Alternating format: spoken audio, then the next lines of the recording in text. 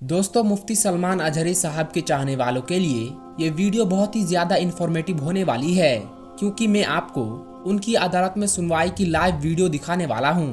मुफ्ती सलमान अजहरी साहब के हक में अदालत में कौन सा फैसला लिया गया, आप इस वीडियो में देखिए।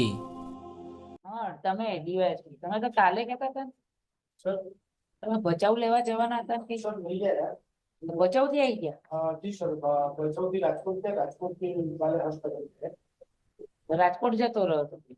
उनकी सर કસ્ટડી ક્યાં હતી? सर એમની કસ્ટડી છેલ્લે કસ્ટડી સર બચાવ કોર્ટની હતી પણ એ પહેલા જુનાગઢ કોર્ટમાં હતા અને જુનાગઢ કોર્ટે રાજકોટ મોકલી આપી કેટલી ફરિયાદો છે?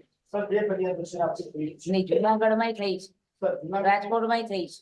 નહીં સર બચાવ અને એટલે બચાવના સામર્થ્યાની પોલીસ છે અને જુનાગઢ છે તો પછી આ રાજકોટ કેમ હતા? જુનાગઢ જેલમાં નહીં રાજકોટની છેલ્લે રાજકોટ જેલ જુનાગઢની જગ્યાએ રાજકોટ જેલમાં શિફ્ટ કરેલા છે એટલે જુનાગઢના ગુનામાં ખરા, પણ જુનાગઢ કસ્ટડી ટેમ્પરરી ત્યાં આપી, રાજકોટ આપી, એટલે રાજકોટમાં કોઈ ગુનો નથી। તો તે દિવસ ટ્રાન્સફર વોરંટ લેવાયા હતા તો તમે પેલું બીજો આરોપી એટલે બીજો આરોપી રજૂ થયો રિમાન્ડ વખત ત્યારે તમે કહેતા હતા ને કે અમે બચાવ લેવા જઈએ છીએ। સર એ બચાવ એટલે કોર્ટ આ છેલ્લે રાજકોટથી એમનો સામખિયાળીના ગુનામાં બચાવ ટ્રાન્સફર કરેલા થાય અને આપણને બચાવ કોર્ટે હસ્તગત કર્યા પણ એમનો છેલ્લી જે જેલ હતી એ સર રાજકોટ બોલતી હતી બચાવના ગુનામાં ક્યાં રાખ્યા હતા?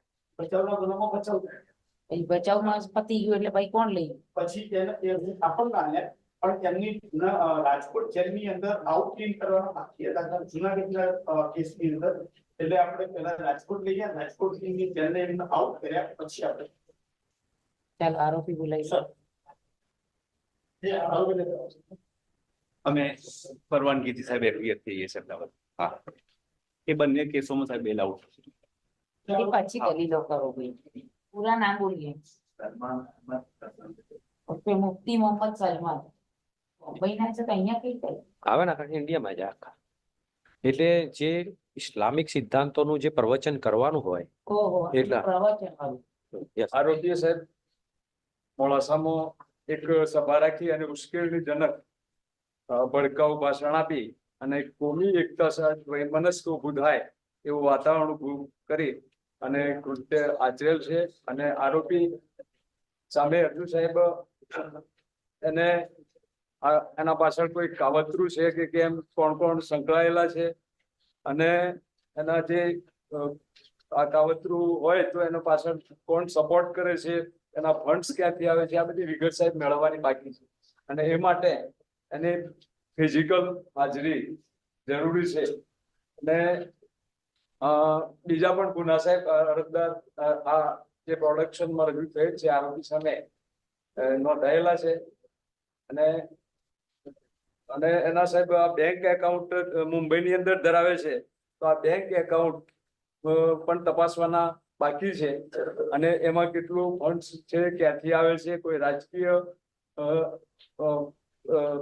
પાર્ટી સંકળાયેલી છે, આ બધી વિગતો સાહેબ મેળવવા માટે ફિઝિકલ હાજરી જરૂરી છે અને એના સાહેબ સીડીઆર પણ મેળવવાની તજવીજ કરેલી છે। આ તમામ સંજોગોમાં સાહેબ એને ફિઝિકલ કસ્ટડી જરૂરી હોય સાહેબ, રિમાન્ડ 10 દિવસના રિમાન્ડ આપવા વિનંતી। ઓકે, ચાલો બીજું પટેલ કઈ કહેવાનું છે? ત્યાં જુનાગઢમાં પણ ભાષણ કર્યું, એમાં પણ આવું જ છે? જુનાગઢમાં પણ આ કરવાનું બધું છે સર અને સામખિયાળીમાં પણ આ